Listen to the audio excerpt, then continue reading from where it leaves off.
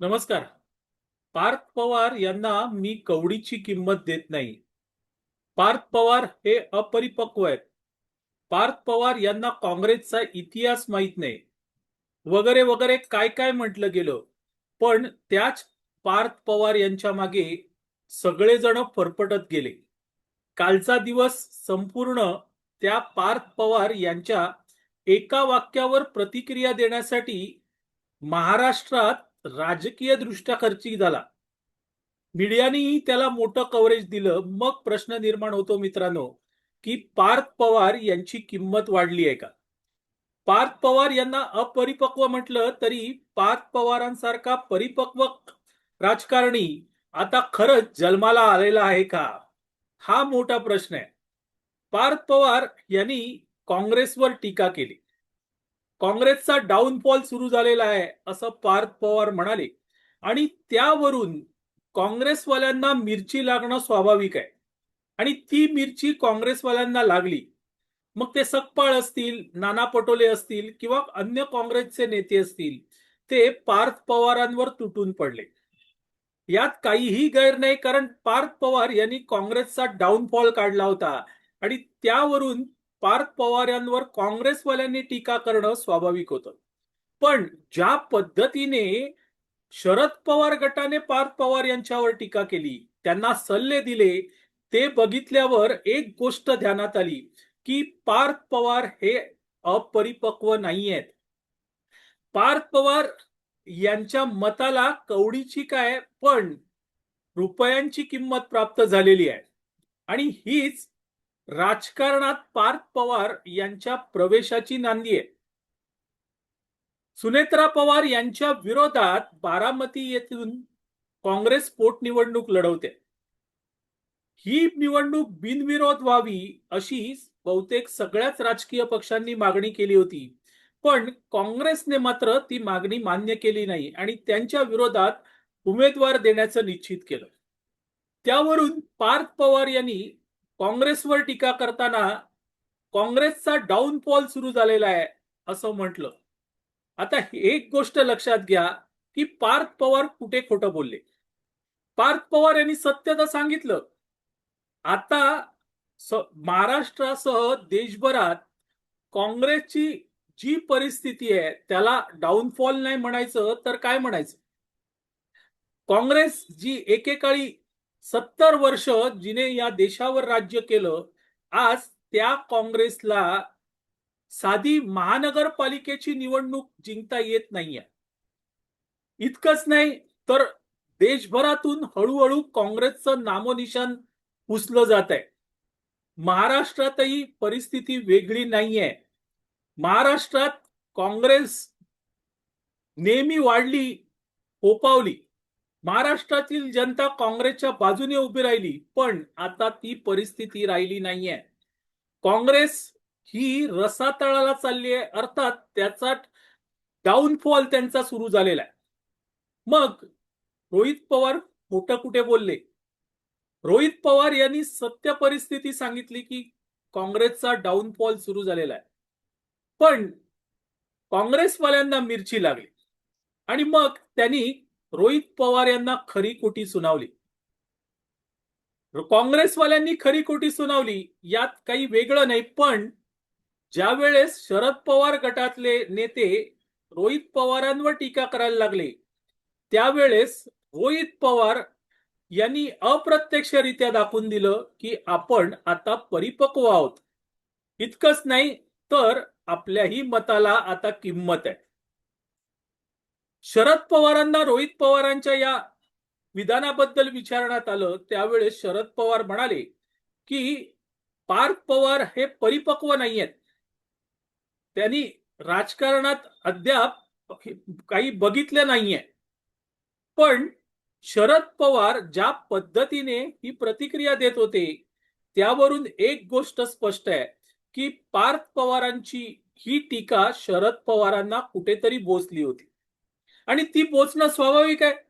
कारण पार्थ पवार हे शरद पवार यांच्या कुटुंबातले आणि शरद पवारांना राज्यसभा निवडणूक जिंकण्यासाठी काँग्रेसने मदत केली आणि त्याच काँग्रेसवर जेव्हा पार्थ पवारांनी टीका केली त्यावेळेस सत्य परिस्थिती काय आहे, काँग्रेसचा डाऊनफॉल कसा सुरू झालेला आहे आणि त्यातून काँग्रेस कशी उभारू शकते हे सांगण्याच्या ऐवजी शरद पवारांनी पार्थ पवारांवर टीका केली. त्याला अपरिपक्व म्हणाले. खरं म्हणजे जर पार्थ पवार अपरिपक्व असतील किंवा त्यांच्या मताला कवडीची किंमत नसेल, हे मागे खुद्द शरद पवारच म्हणाले होते की मी पार्थ पवार यांना कवडीचीही किंमत देत नाही. जर तशी परिस्थिती होती तर शरद पवारांनी या पार्थ पवारांच्या विधानावर प्रतिक्रियाच द्यायला नको होती. एखाद्या अपरिपक्व माणसाच्या मतावर ज्या वेळेस राजकारणात आपली हयात घालवणारी व्यक्ती प्रतिक्रिया देते त्यावेळेस तो दोष त्या अपरिपक्व माणसाचा नसतो, तर ज्याची हयात राजकारणात गेली त्याचा असतो. मग पार्थ पवारांना अपरिपक्व म्हणून पवारांनी नेमकं काय साधलं? काहीही साधलेलं नाही. उलट पवारांनी आपली अपरिपक्वता दाखवून दिली नाही का? 80 वर्ष वयाचे झाले असताना जवळजवळ 60 पेक्षा जास्त वर्ष पवार राजकारणात आहेत आणि अशा वेळेस कोणावर कोणती प्रतिक्रिया द्यावी हे पवारांना चांगलं कळतं. पवार या ठिकाणी पार्थ पवारांना नाकारू शकले असते, पण पवारांनी पार्थ पवारांना नाकारलं नाही. उलट त्यांची अपरिपक्वता काढली. इथेच लक्षात येतं की पार्थ पवारांचं ते विधान पवारांनाही झोंबलं आणि राजकारणात अशा प्रकारे झोंबणारी विधानं जर असतील तर ते परिपक्वतेच लक्षण मानलं जातं नाही का? कारण संजय राऊत जे रोज सकाळी उठून पत्रकार परिषद घेतात आणि तिथे बालिश काहीतरी टीका करतात, अपरिपक्व बोलतात, त्यांच्याबद्दल शरद पवार एक शब्द बोलत नाही. पण पार्थ पवारांच्या एका विधानावर मात्र शरद पवार रागावतात आणि अपरिपक्व म्हणून टाकतात.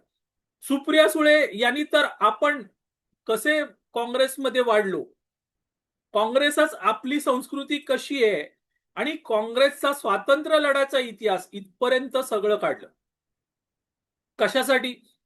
जर काँग्रेसचा स्वातंत्र्य लढ्याचा इतिहास तुम्ही काढणार आहात तर मग सुप्रियाताईंनी आपल्या वडिलांनाच विचारायला नको होतं का की मग तुम्ही काँग्रेस पासून वेगळे का झालात? काँग्रेस जर इतकी महान आहे तर काँग्रेस बरोबरच राहून आपली राजकीय कारकीर्द वाढू शकते, फुलू शकते. हे सुप्रियाताईंनी आपल्या वडिलांना नको विचारायला का? कारण सुप्रियाताई आज ज्या राजकीय परिस्थितीत आहे, ते भले खासदार असतील पण त्यांचा पक्ष कुठे आहे? आज त्यांचा पक्ष कुठेच नाहीये आणि तिथे सुप्रियाताई या आपल्या वडिलांना सांगू शकतात की आपण जाऊया काँग्रेसमध्ये. काँग्रेस खरंच महान आहे, पण सुप्रियाताई असं बोलल्या नाहीत आणि त्या बोलणारही नाहीत. मग काँग्रेसची महानता सांगताना सुप्रियाताई नेमकं काय साधू इच्छितात? पुढचं राजकारण हे काँग्रेसच्या आशीर्वादावर, तुकड्यांवर करायचं आहे का? रोहित पवारांबद्दल तर काय म्हणायचं? रोहित पवार तर महान नेते आहे आणि त्यांनीही पार्थ पवार यांना सल्ला देऊन टाकला त्यावेळेस असावं की लढावं हेच कळत नाही. आता ही सगळी हलचल का झाली हा महत्वाचा प्रश्न आहे. कारण पार्थ पवार यांच्या त्या एका विधानाने संपूर्ण महाराष्ट्रात नव्हे देशात कळबळ माजली होती आणि पार्थ पवार यांच्या नावाने एक तरुण नेता पुढे येऊ पाहत होता. हे सुप्रियाताई, रोहित पवार आणि शरद पवारांना कसं परवडेल? आणि त्यातून ही टीका झाली. पण एक गोष्ट स्पष्ट आहे की पार्थ पवार यांनी आपल्या मागे परपटत सगळ्यांना नेलं आणि हेच त्यांच्या परिपक्वतेचं लक्षण आहे. असो मंडळी, तुर्तास इथे थांबतो. मी आबा माळकर आपली रजा घेतो. आपल्याला हा व्हिडिओ आवडला तर लाईक करा, शेअर करा, लक्षवेधला सबस्क्राईब करा. नमस्कार.